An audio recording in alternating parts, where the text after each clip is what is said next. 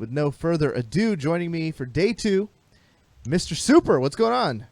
Hey man, how's it going? You're one of the younger guys on the team, so for those people who don't know, you and Sinatra are both 17. Won't be able to take place in this start in the season until like March-ish. Is that when it's going to happen? When your birthday?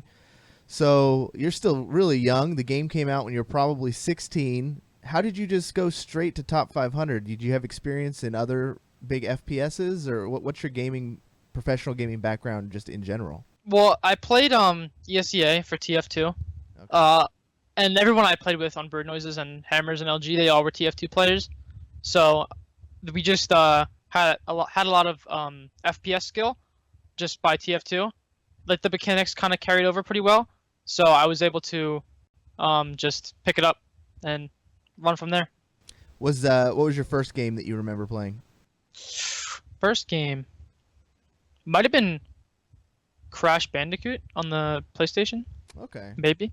All right. That's a good frame of reference. That's usually, it doesn't really matter how old someone is. You could learn a lot about them by like their first video game. Mm-hmm. Tell me about, just the team so far, the dynamic. I mean, you guys are stacked. You guys are nutty. Yeah. What's it actually like hanging out with this group of guys? I mean, they're very, everyone's very passionate about it, which is good to have. Everyone that comes to Scrim, they always want to, every day they come to Scrim, they want to improve, they want to learn more, they want to just be the best. So it's good to not have people who mess around in scrims and not take it as seriously as they should. I mean, I'm not saying you shouldn't have fun, obviously, just try to have fun, but it's good when you have a dedicated group of people who are all focused on learning and improving. I got to interview Brad, Baby Bay, and Dak. Yeah. Like right when the announcement came out, and every question I asked about any role, Brad was very quick to bring up your name. And yeah. Like nothing but like great things to say. He thinks you're like one of the best players that nobody's talking about on more positions than just the one you're currently assigned to. Are you just popping off behind the scenes? Like, why are you not more known for this stuff? I mean, little plug. I stream regularly. You can twitch.tv/supertf. You can see what I play there. But I don't know. I just when I played ranked a lot, I don't really play main tank. I didn't play main tank that much because I already figured like I was really good at it, and I've already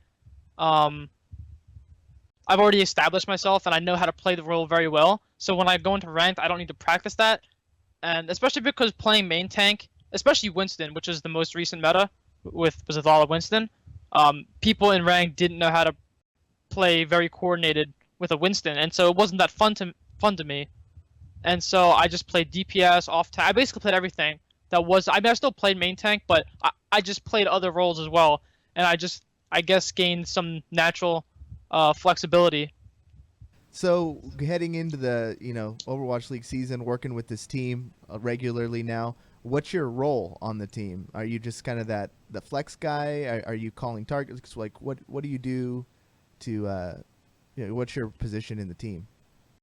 Well, so I have been playing flex and off tank.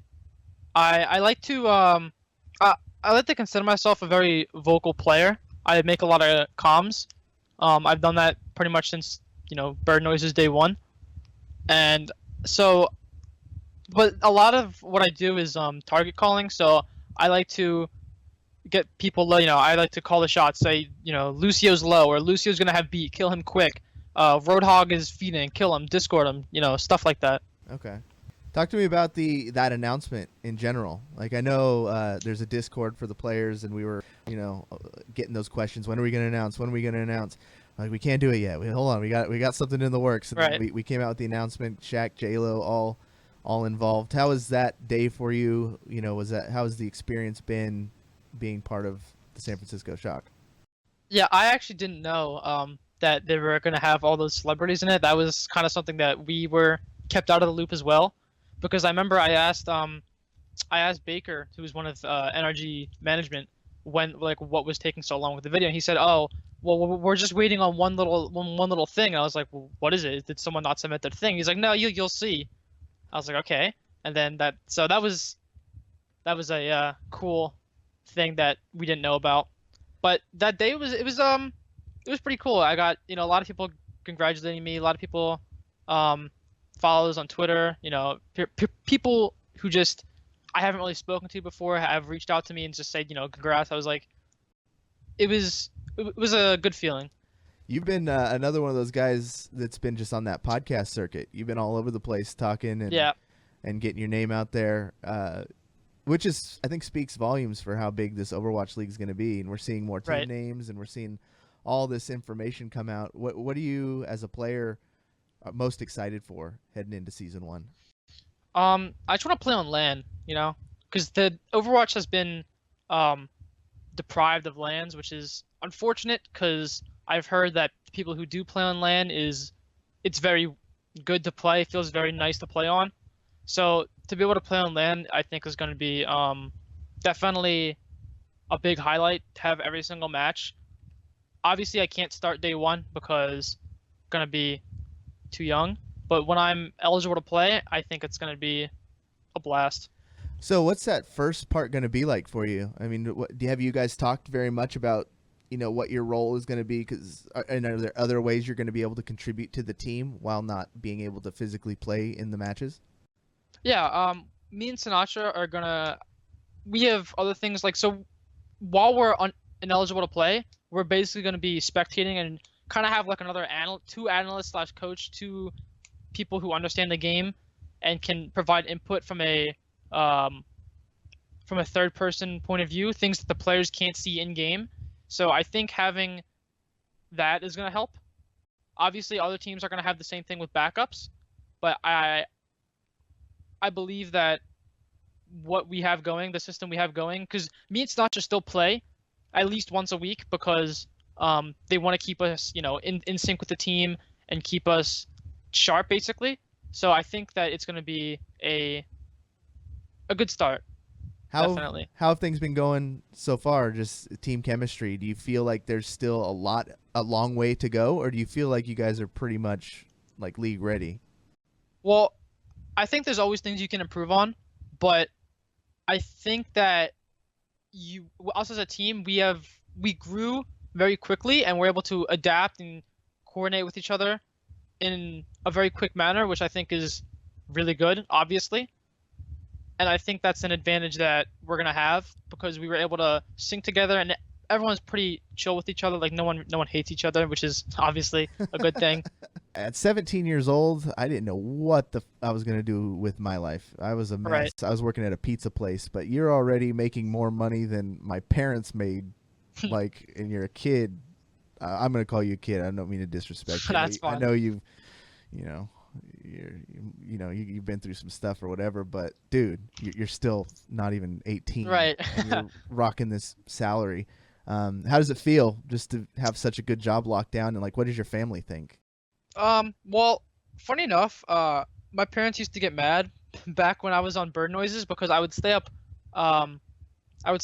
late and I would, be loud and they would get annoyed because they were trying to sleep. But once I finally brought, because I didn't really tell them what I was doing, so I brought them the first Hammers contract and they were like, "What's this?" I was like, "I can get paid to play this game." They're like, "What are you talking about?" And then I had to explain it to them more and introduce it to them more, and now they're finally on board with the whole esports thing. I think my dad especially thinks it's really cool, and there's a whole industry behind it that he didn't really know existed. Is your family, like you said, are they all 100% behind it? Are they moving with you, or what's life? Yeah, well, they are supportive simply because it's secure, job security, and the benefits are nice, and they want me to do what I enjoy, and since I like doing this, they're basically all for it. Do you have any closing messages? Anything you want to say out there to the San Francisco Shock fans? Gonna make you guys proud. Yeah. It's a long trip, boy. I didn't know you were all the way from the East Coast. So yeah. You're gonna have to get used to that California culture. That's why I was trying to play some of that E40 for you. You familiar with the hyphy movement? I don't know what that is. We got some work to do.